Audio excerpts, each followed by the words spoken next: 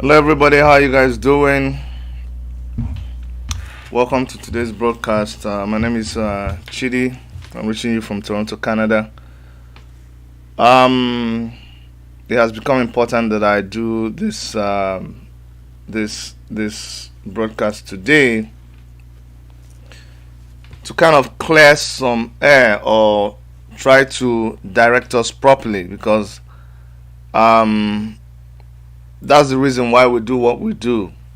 The reason why we do what we do is to try to educate people, is to try to direct people in the ways that we think they should do. And what we are doing is our level best. Okay, it doesn't mean that it is. It doesn't mean it is the best thing or the only thing that can be done. It doesn't mean that we have it all figured out, but we're just doing our level best. Now, you on your own, you can do your own. Okay, rather than just sit back. When you come and you listen to what we do, if you pick out something, from what we do, make sure that you use it. Either that you propagate it, you share it, or it just starts you thinking. It will not always be palatable. It will not always, conform with your own opinion. But at least we are doing something. What I don't appreciate, I appreciate criticisms, right? I appreciate wonderful criticism, and the criticism doesn't always come out fine. So, fine, bring your criticisms. But don't just dwell on criticisms every day, and because I share my numbers in the public, you want to call me to start lecturing me, telling me, showing me this, showing me that. I don't have time for that. That's not, I don't have to engage with you one-on-one. And why I'm saying this is, you know yourselves. I think we should appreciate the fact that you have to appreciate the fact that we have to always, carve out time from our time, to try and do these things. And you are just there trying to pick out the one that we didn't say well, the one that we didn't say right, the one that we should have said, and even the manner that you say it is the one that is very, very annoying to me. You don't see that, you just, and then when you do it, you come and quarrel with me that, oh Chidi, I've been trying to contact you. You are so arrogant. You didn't even answer my call. You didn't even respond to my message. Go and look at our subscribers. We are 60 something thousand people. Do you even pity somebody that you think I have to answer query from 60 something thousand people? No. And I'm not saying this in an abusive manner. I'm already a public person out there. Nobody begged me. Now me carry myself go there. So I know it's expected. You can quarrel with me, you can write. If I didn't want it, I won't share my phone. But please, there are serious issues. There are serious things that are happening, and that's what I want to discuss with us today. And that's what I want you to focus on. It's not about me. It is not about me at all. And stop trying to prove to me that you know me more than me. Just stop. Just stop. Stop trying to tell me how I am not doing this, how I should be doing this, how you don't trust me, how you think I'm Today, if I say what you like, oh, I am Biafran, I'm an Igbo man. Tomorrow, if I say what you don't like, oh, I'm a saboteur. Tomorrow, if I say this, why are you wearing orange color? Why are you wearing this? Why are you not speaking Igbo? Why are you speaking? Come on, is that what this is all about? If that is what this is all about, then I'll go and just rest. And I told you, if I want to get 100,000 viewers, I know what to talk about. I know the topics to talk about. And if you talk about these topics, you will drag people. In my platform, I suffer all kinds of things. If you don't know it now. Anybody who talks about what I talk, And I'm not, anybody who talks about the things that I talk, the state's eye is on them. The government eye is on them. If you don't know it now that my channel, the government knows about my channel. Even here that I live in Canada, you think the police will not, you think I will not be on that? Do you understand what goes on? Everybody's after you, your network is after you, the platform is after you, the social media platform is after, they're trying to shut you down, this one, that. Don't you know this thing just brings enemies to us? Don't you just appreciate it? If you can't appreciate it, then just leave us alone. I don't understand. I really don't understand. You do know what it takes to bring somebody to the show? You have to reach out to them. They have to vet you. You have to explain to them. You have to do this. You have to do that. Then you have to arrange. Then the person will agree. They have to set up your equipment, and you have to put this plug in, put that plug in, increase your internet, then phone the person, then test it. Then the internet is not working. Then they postpone it. Then you choose another day. Then then finally you see us trying to interview somebody. It's not easy. It's not easy. You people should not be frustrated. Anytime you see someone starts talking like this, you know there is more to it, but I can't talk about it here. But if you are those group of people, just stop. For the benefit of the people who, with my stupidity, with my nonsense, with my lack of education, with my everything, leave us alone. Leave us with the mumu together. There are some people who appreciate what I'm doing. I don't know it all. I don't. You have a problem with the way I speak. You have a problem with the way I think. You have a problem with the way I dress. You have a problem with what topic I choose. And still you're here. I need people to subscribe to our channel. But trust me, bros, sister, you don't need to be here. That is the simple truth. Honestly speaking, you don't need to be on this channel. Honestly speaking, if when you come here, you get stressed out, you get wrong information, you can't stand me, and I'm telling you this, I am not focusing on any particular person. We have this from everywhere. You will think that, Chidi, you're an Igbo man, you talk about Biafra, that I don't get people. People from IPOB, people who are Biafrans, people who are Igbo people, they come here and they begin to talk rubbish. People who are members of African Action Congress, they come here and they begin to talk rubbish. People who are into Revolution Now movement, they come here and they begin to talk rubbish. I'm just trying to tell you, it is everywhere and you are the ones that I'm addressing. I'll begin to just block. See, the funny thing is, you don't know me. These things, you think it will stop me. It won't stop me. You see the way I just laughed now? Because when I think about the effort that you're making to try to make an impact, it doesn't. No, it doesn't. It will just make me angry like this. But I'll continue. Honestly, it's just a big joke. It won't. No. They never burn you.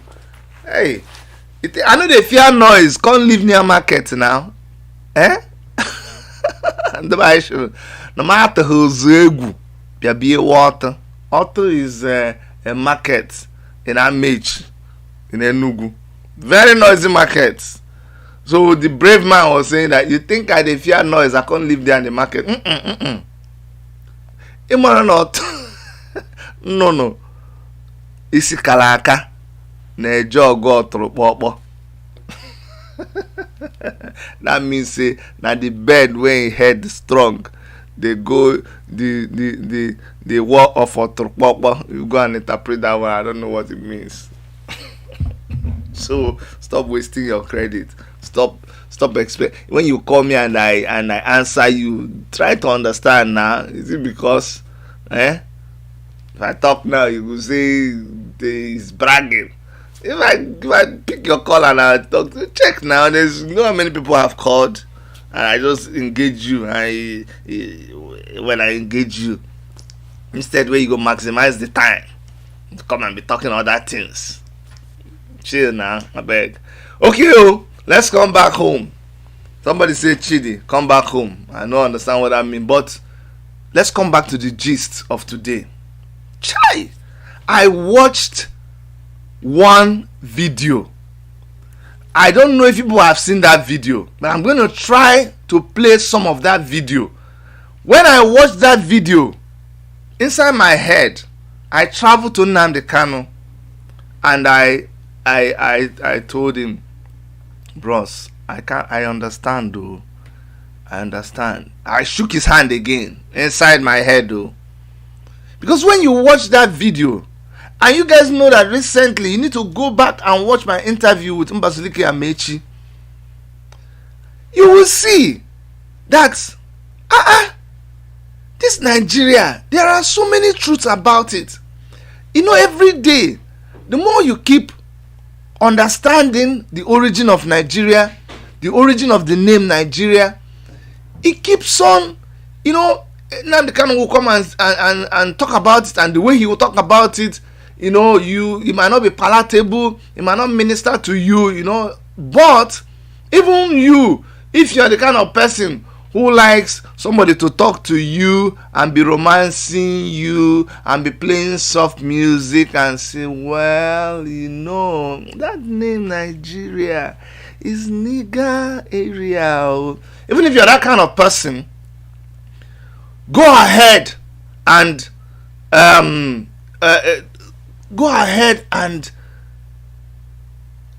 listen to the gist your own way. Do your investigation your own way. And the more you find out, the more you begin to feel very uncomfortable. The more you even begin to feel uncomfortable answering any English name. The other day I was discussing with my wife. I said, why is it that Oyibo people just answer two names? Mr. Paul Williams, Mrs. Catherine James, Paul Devan, Davidson Mickelson. But somebody ask you your name. You say, my name is Chukwuemeka Okereka. You say, okay, what of your English name? You know, those kind of things, we shouldn't be talking about, we shouldn't be saying that anymore. We shouldn't. Honestly speaking. But you see, everybody does not operate at certain levels. That's why when God opens your eye, you must learn to, you know, be very cautious. Because when God opens your eyes, He has filled you with information, and you need to be able to pass that information across to other people. Okay? So let's be careful. When God opens our eyes, we see some of these things, we understand it. Let us understand that we are supposed to impart that knowledge to other people, so that the message is not lost. Okay? So when you look at, let me go and play that video, because that video opened my eyes, and I'm hoping that it will open your own eyes. I'm telling you, hey, that is, oh my God. I say, what? If we know all of this thing, what are we, you understand? What are we still waiting for now? What are we still like wasting our time doing?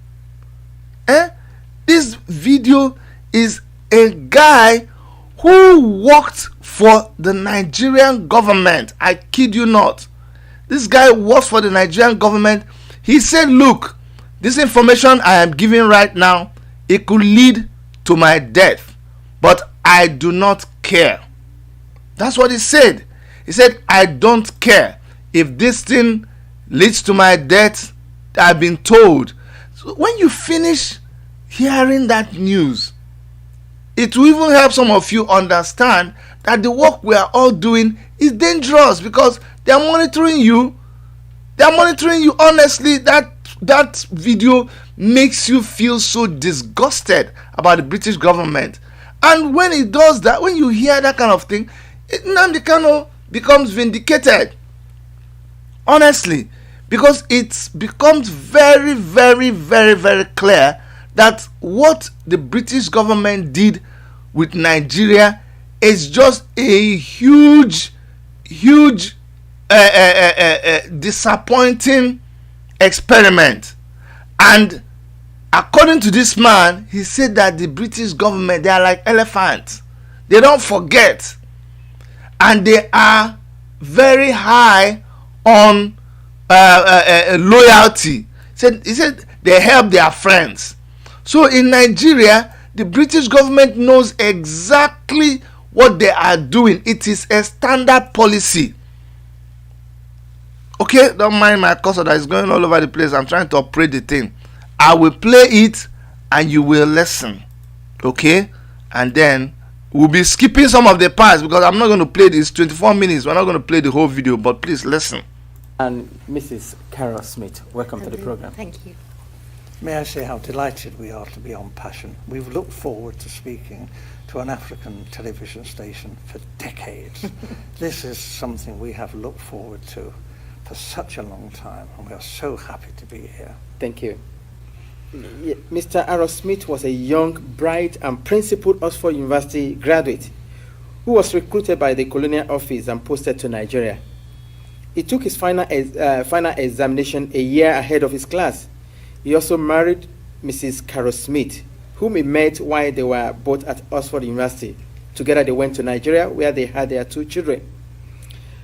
Mr. Aaron Smith, you were featured in a program recently by BBC Radio 4, Yes. titled Document, Yes. and that was hosted by Mr. Mike Thompson. Yes. You are alleged that the British government rigged the first and most important election in the history of Nigeria in 1959 in favor of the North. Am I correct? Yes.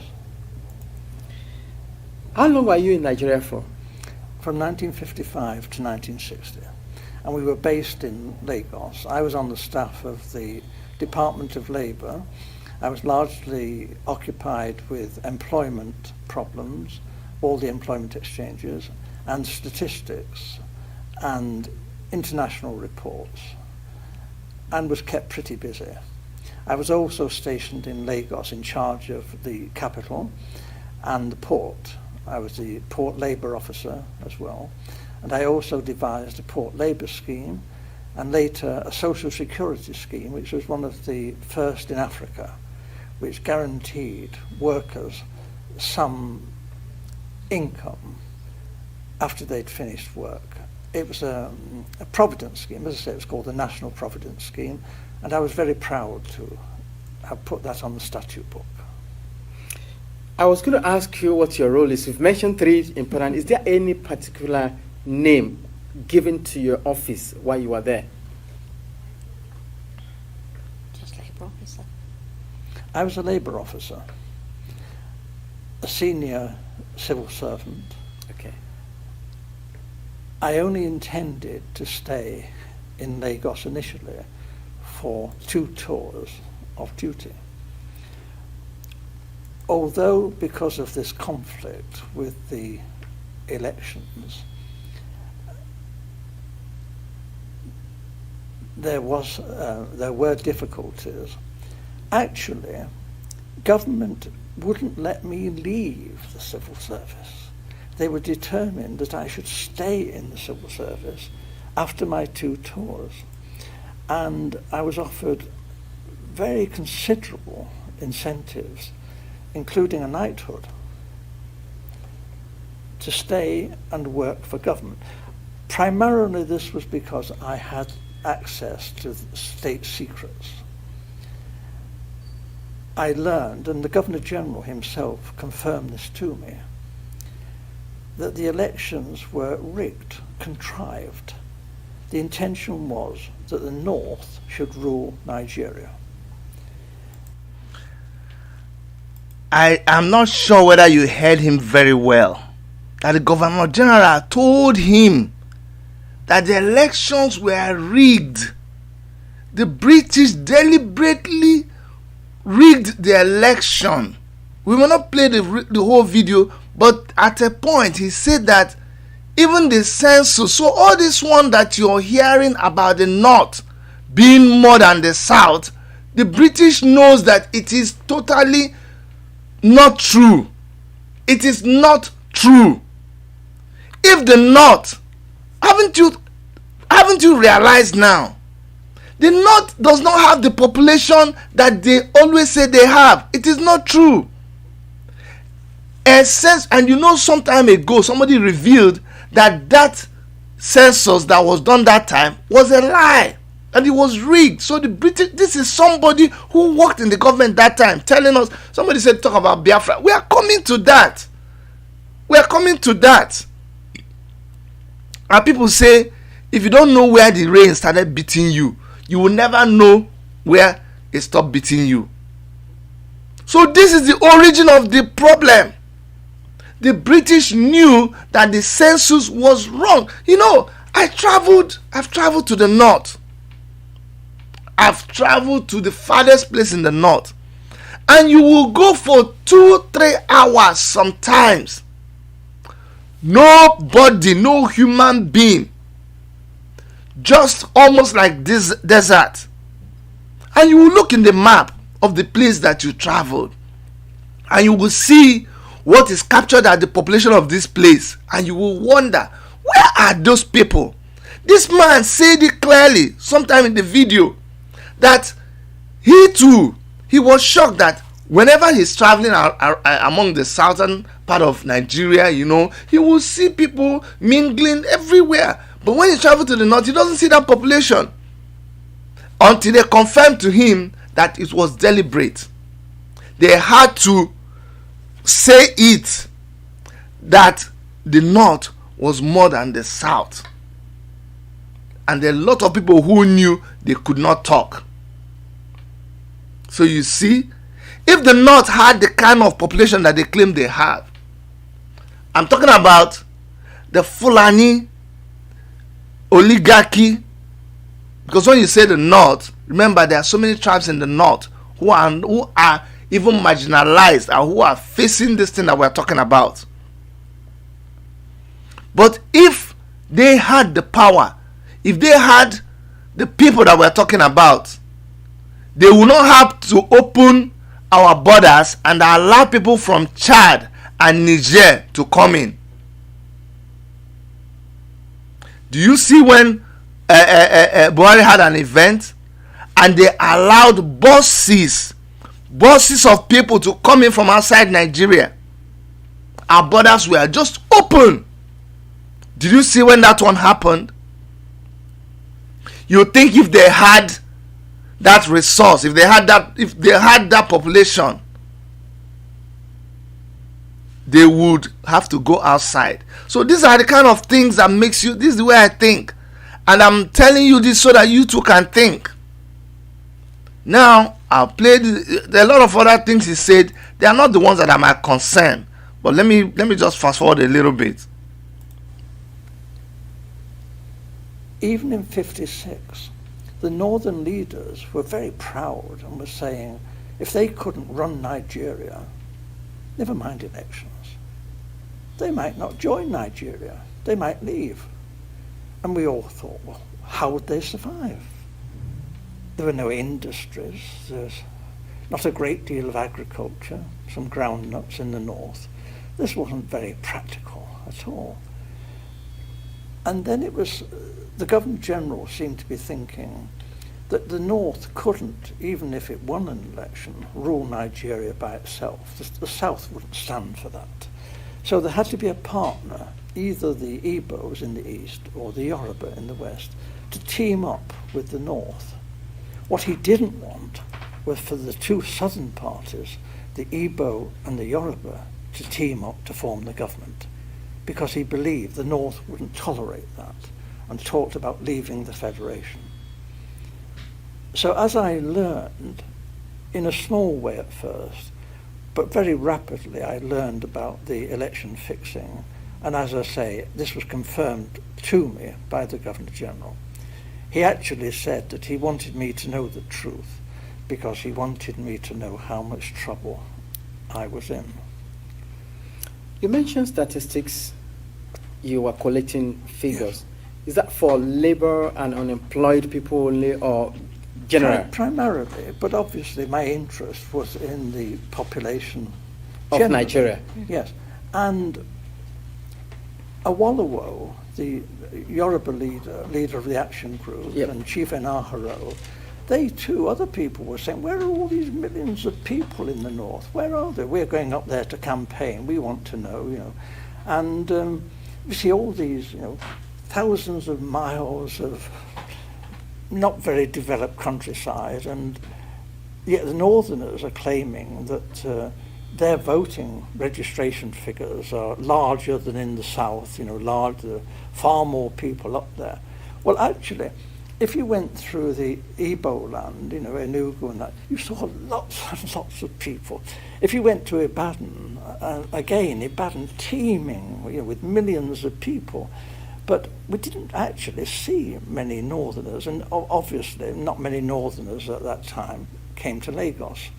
So this did arouse suspicion. Now, the Europeans, you know, not stupid, we are watching what's going on in Nigeria, and we too are beginning to feel there's something not quite right here, that maybe the elections are not going to be as straightforward as they're meant to be.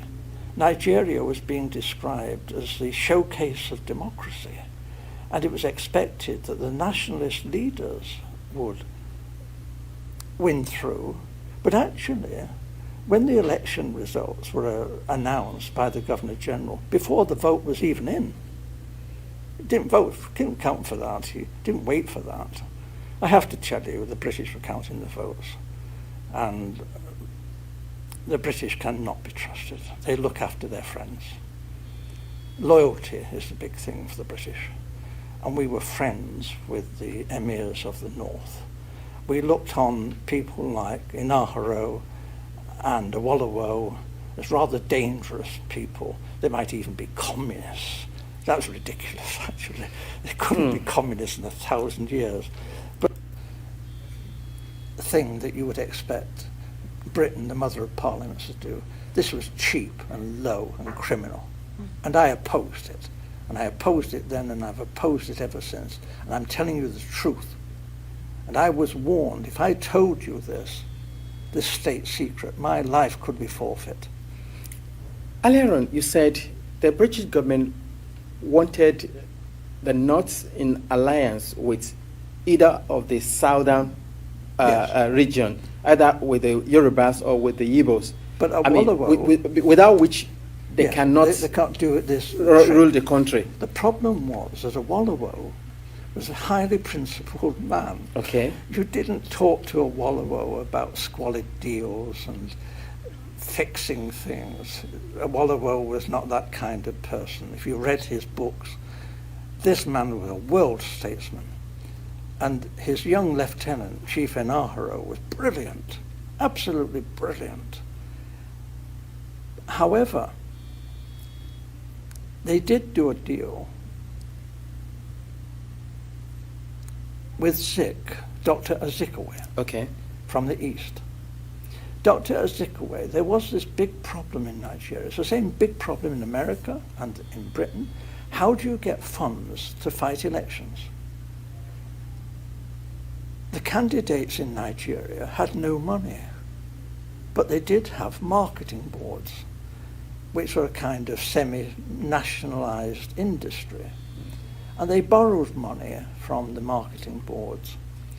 But there was a suspicion that Dr. Azikiwe, who has formed his own bank, the African Continental Bank, was actually bankrupt. But he was borrowing very large sums of money from the marketing boards and not necessarily repaying the loans. We knew this. We had a great secret service. All the politicians' phones were tapped. All the politicians' mail was opened. Everything that any major politician did in Nigeria, we knew in hours. We watched. We knew all that was going on. Are you saying, in essence, that Dr. Azikiwe took money? He was blackmailed by the British to do our bidding. We told Dr. Azikiwe that he could go to prison If if an inquiry was carried out into his bank and his financial circumstances. However, we would not want to be vindictive if Dr. Ezekwe was cooperative in helping forward the plans that we had made in the best interests of Nigeria. Dr. Ezekwe had nothing in common with the northern politicians. He loathed the northern politicians. But Dr. Ezekwe went north and did as he was told. And what he was promised was this: the real power, effective power, would be in the hands of the northern emirs. However, it would look great if the president was Dr. Ezekwe and he was given a field marshal's uniform and an admiral's uniform. He asked, please, could he have a row of medals? But they said, well, no, that was a bit difficult, to get the medals. So when the ambassadors started arriving, he was known to be asking people from foreign countries, perhaps they had a medal for his uniform. We thought this was terrible, but it was said that this happened. He was very vain. And for a time, he functioned as first the Governor General, and then when Nigeria became a republic, as the president. But he had no power. And when he did try to tell the army, he said, I'm the field marshal, the army has got to do this. They said, hey, you're just a ceremonial figure. You have no power. The Prime Minister, Balewa, gives us our orders. So there was a feeling then that there was going to be trouble. And then it was because the Awolowo and the Action Group had become the official opposition. What we British wondered, how could they win another election without the British counting the votes? There could not be another proper run election without us there. We knew what we were doing. We were just helping things along. We were doing what the British do, favouring our friends and looking after our own and repaying favours. We don't call that corruption. Right. I mean, in essence, what Dr. Ezekwe did, he was forced by the British government to do it. Yes. Collecting money from the marketing board then. Yeah. So if any politician here in the United Kingdom tried to do that, He'd be in jail. he will be in jail. So why did the British government refuse to take action Because or comment on if we nipped it in the bud, because we knew it was happening, it was even happening in, let me be fair, in the West with the Awolowo. They were taking some money. They meant to repay it perhaps, but they were taking money. And I would have said, issue a warning now and say, you've got to behave, because if this is allowed to go on, it'll be a major offence.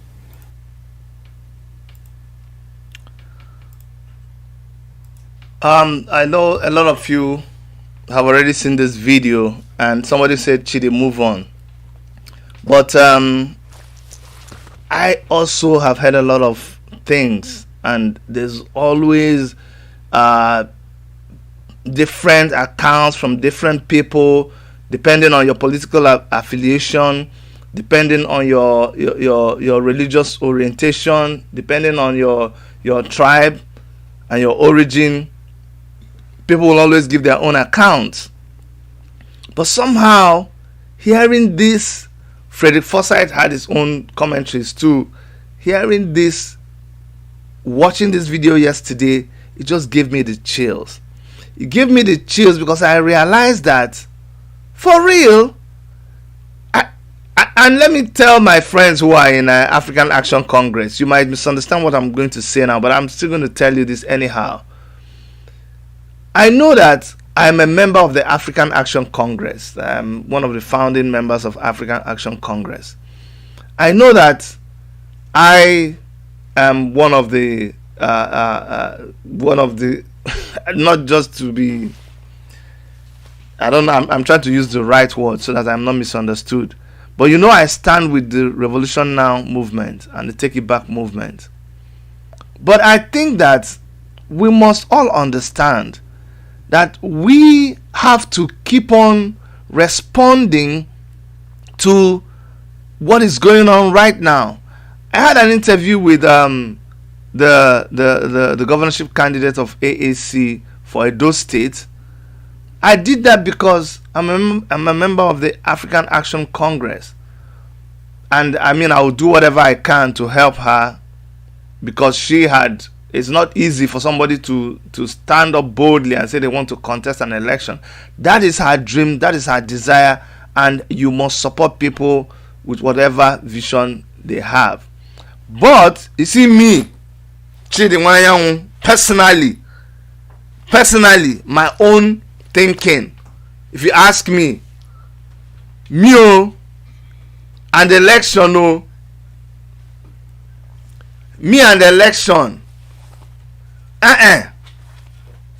Sam, it is not the election that is my palaver right now. If you ask me, it is not election that we should be focusing on. Sorry, I'm just trying to adjust my camera. No, because that is not the main issue now. You have to understand that the people who are conducting the election, they have no plans at all to give you that position. With the situation that they have on ground right now, why are you interested in election? What? Are we politicians? We are not politicians. How did we come into the scene? If me, all I wanted was to be the governor of Enugu State, I'll go and join PDP. Go and read about me. Go and see that when Jonathan was in power, and that's another situation, that's another case altogether that I'm going to talk about. But you will understand that if being the governor of Enugu State was just my only primary assignment, or what I cared about, I would just go and join party. And I have friends. I will go and use the influence of those friends that I have.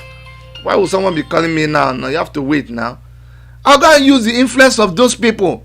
But no, it wasn't about the election. We are activists. We came there to try to argue about what was going on. We didn't like it. We didn't support it. And when we came, they said, oh, you're just making noise. Chidi, you're just making noise. You just stay there in Canada making noise. If you like, come back to Nigeria. Come back to Nigeria. When we came back, we now saw that no, you cannot just come and be talking as just they are trying to do election. You're just talking. Nobody will listen to you.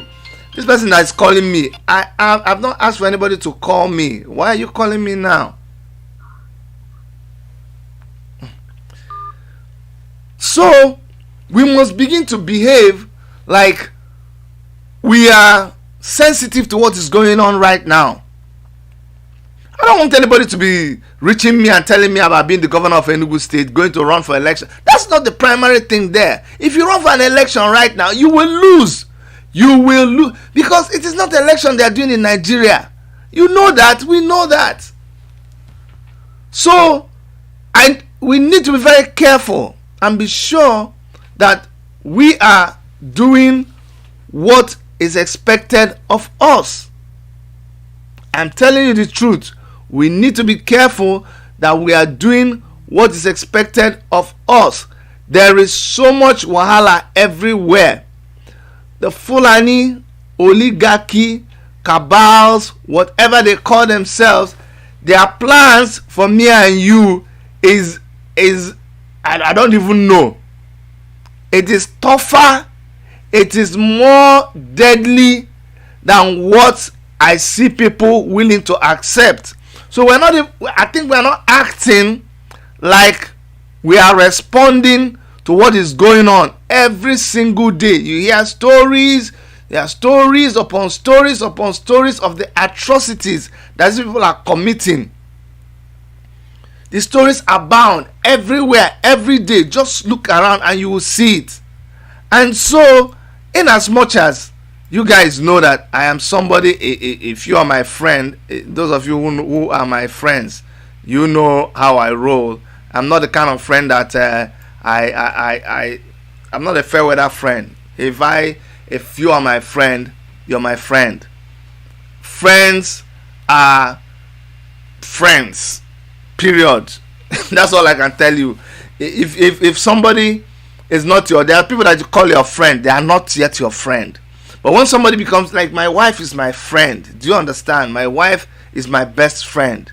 It is a lifetime engagement. There is something that brought us to the point where we respect each other, we know that we are meant for each other, and it is signed, sealed, delivered. Do you understand? Someone like Omoyele Sowore is my friend. Do you understand? Your friend is your friend, is your friend. They are going to make mistakes. They are going to say the things that you don't like. But it does not stop them. So does someone stop being your friend because of something that happens? If you are my friend, I don't expect Omoyele Sowore to just change his attitude towards me just like that. What you do, if you think, if you are my friend, those of you that are claiming that are my friend, you know you're not my friend. My real friends are my friend. When they see me going any way that they don't like, that they don't understand, they call me and they ask me questions and I explain to them. That is what friends do. Some of you, people don't have to be your friend, but there are people that you admire, there are people that inspire you, they are your mentors, they are your leaders. If you have that relationship with them, you must learn loyalty also. Do you know, if you want to see loyalty, the British government is better in the way they behave than most of us. We need to go and learn loyalty from them. And I know a lot of people are like, Chidi, talk about Biafra. That's another problem too. You need to not stay in your place and decide what you want to hear from me. Then I'll become a robot. I'll become like I don't know, like somebody that you control. Like you just come and press me, then you sit back and let me play. No, that's not who I am. I'm Chidi Wanyanwu, telling you the way I feel. Did you hear the man say that the British, they are very loyal to their friends? The British government is willing to do all that it takes to protect Buhari. With all the fakeness, with all the manipulation, with all the double casting of Buhari, the British government knows all this and they still protect him. They protect their interests there. They protect the northern interest in Nigeria. Period. QED, signed, sealed, delivered. So it calls for an awakening from everybody. It does call for an awakening for everybody. I don't care who you are. I don't care what you belong. You must begin to think like that. If all you are thinking about is election, like I said, I don't have anything against your ambition. It is your personal ambition. I decided to go run for politics, for governorship in Enugu State. That was my ambition. And I went through it and I learned my lesson and I gained whatever I gained. That I cannot deny anybody else that kind of ambition. Let them pursue it. But I hope that is not the only thing that you have in your mind. Because it will begin to seem to people, if all you talk about is election 2023, it will begin to look to people like you're not serious. Because how can the only thing that you have in your mind be 2023 if that is all you have in your mind, when you know very well that the situation on ground, there is no way, read my lips, there is no way you will contest in an election that is organized by this set of people and you win. It is not possible. I'm telling you this, and somebody is feeling so uncomfortable. Say, Chidi, why are you talking like this now? You're doing anti-party? No, I'm a realist. We must make sure that our strategy conforms with the situation on ground. These people, except we demolish the whole system and start afresh, except you show me a credible system, then talking about election is just like participation. It is what it is. I hope if you're wise, you make sense out of what I'm talking about, what I'm telling you. But if you're not wise, you still go ahead and call me names and text me and do whatever you want to do. And if you are my brother, I've told you people before, I don't have to take excuse from you to tell you that I'm an Igbo man. Not just an Igbo man, I'm a chief in my village. You think it's not ordinary chief, the real chief. You know, there's chief that you buy. one of my guys, my trusted guys, powerful comrade, I won't call your name. He told me that, Oga, I've bought my dress, so I've bought my cap. I'm just going to. He already bought his uniform before. He's now waiting to give himself a chieftaincy title. Nobody that kind of chief where I be. So I will not take excuse from you to talk about me being an Igbo man, or talk about my belief in the Biafran struggle.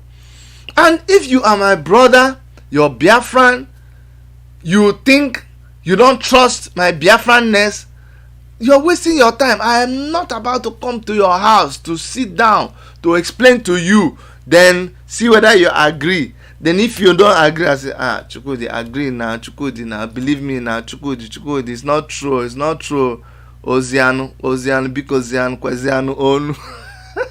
No. I'm not about to do that. I am what I am. By myself, for myself. I am not about to try to convince you about my stand or my admiration for Nnamdi Kanu. No. Or come and take excuse from you because I belong to the same political party with you or the same movement with you. I come and explain why I talk. No. Or if you keep getting confused about, Chidi, where do you belong? Are you here or are you here? That is yourself now. You want to be confused. Be confused. What are you doing with you that you know where you stand? You that you are sure where you stand. What are you doing with it? Did you just come and just talk? You think the talk is a struggle? No, now. All this social media something is. See, you will never hear what is the real strategy about the Biafran struggle. You will never hear it spoken about online. No way.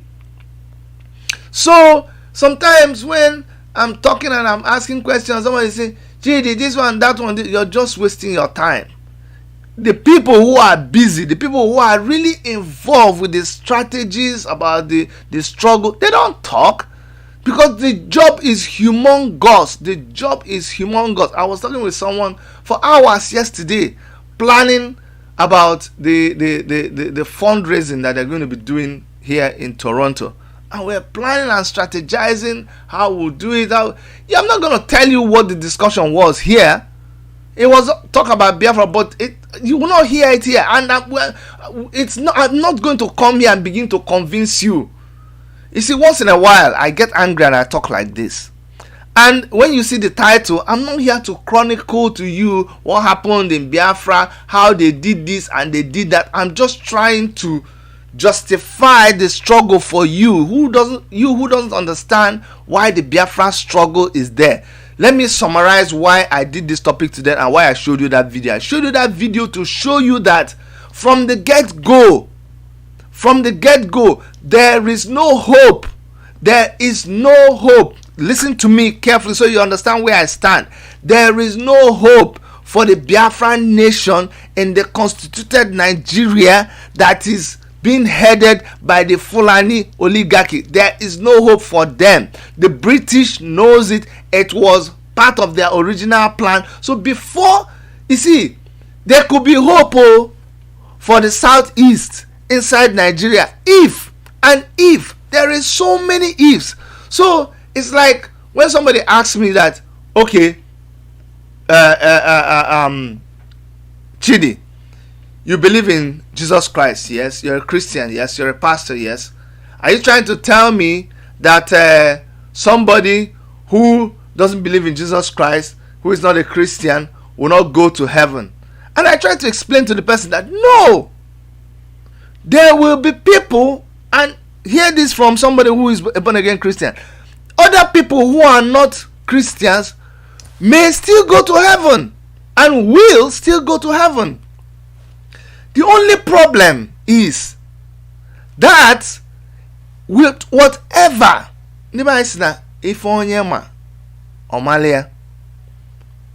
whatever you believe in, whatever laws you believe in, that is the same law that they will use to judge you when you die. So if you believe in the laws of Moses, that says, the ancient laws that says, if you commit a crime, bam, they kill you. If you look at a woman, not that you slept with the woman, no. This one they say they caught you in adultery. No, they caught the woman in adultery and Jesus forgave the woman. No. By Jesus' laws, they forgive the woman. There's forgiveness, redemption, and repentance. But in those other laws, that woman, you commit adultery, they kill you. So if they open that book and they ask you, oh yeah, number 45, adultery. Did you commit adultery? He said, no, I didn't. I said, shut up. That time you were driving and your eye just caught that lady and you looked away. Because you looked at her, 2 minutes of lust, you are condemned. No hope for you. Do you understand? That is what it means for you to be deciding how you want to go about things. Do you understand me? Whatever way you choose to go about your business, just remember, or you need to realize that it is you'll be judged by the terms of how you have decided to conduct yourself. I don't even know how I got into all of that thing, but principally what I'm telling you is that, okay, yeah, I remember how I got to that. So for you to go to heaven, not going through like believing in Jesus Christ, I'm talking about Christian religion. Jesus Christ gives you a way by the blood of Jesus Christ. When the Father looks at the blood pleads for you. It's come to reconcile you with God. When the Holy Spirit pleads for you, all of that, all of those privileges, the grace of God, all of that is available for you. But when you decide and you reject that grace, it becomes more difficult. But if you can survive all the rigors of going through those laws, those old laws, of course you'll make it to heaven. So it will be okay for the people of the southeast. It will work for them in Nigeria if Nigeria can do this. If Nigeria can go back and redo the census and say the truth about our population, it will say, number one. If number two, you will allow the people, each state, each region to control its resources, we'll say, okay, now maybe if you will be equitable in the distribution of appointment, then we will say, okay, if you will go back and revisit the war and genuinely apologize for all the people that were killed, for people's monies that were taken, if you will do all of those things, if you will conduct a free and fair election, if you see, if that is why, after looking at all of those things, you know very well that it is not practicable. So somebody will now ask me, what is it that should be done? The thing that should be done is that you should leave Biafran people alone, completely leave them alone to pursue their Biafra agenda. Just leave them alone. You don't feel what they feel. You don't know what stories they have told each other. You don't know. They still continue to feel that thing. I ran for governorship in Enugu State. Why? Because I care about my people. My people are my primary concern. I have friends all over Nigeria, but my people, my locality. So don't get confused. Don't think I changed. I have never changed. I have been like this. That's why I went to contest an election there, so that I can try to change things back home. You think if I was the governor of Enugu State, all of these things would be like, you think so? You think if I was the governor of Enugu State, Fulani herdsmen will walk all over? The only reason why the governor of Enugu State will not act the way they are supposed to act is because his primary concern is to hold on to his power. That's all. If you go, in fact, it was better for you to be the governor, do whatever you have to do, and step down. If you know they're going to come for you, your people will not even let that happen. Why do you think the people of Imo State will stand? They change their governor, the Hope Uzodinma thing. They do all of that. They protest 1 or 2 days and they stop. Why? Because they don't trust politicians. I'm not a politician. No, I'm not a politician. No. Today, in a couple of hours, 11, 12, 1, 2, in 3 hours, I'll be on a program and I'll be streaming it live here. And the topic will be why good men don't win elections in Nigeria. Not everywhere in Nigeria. I will dissect for you why good people can never win an election in Nigeria. So if you're a good person and all you think about is winning the election, and I'm not saying you shouldn't think about it, because we have to be relevant, and that's why I want to educate some of you that afia anazu okwa anazu olwa ekelieke. You don't understand everything.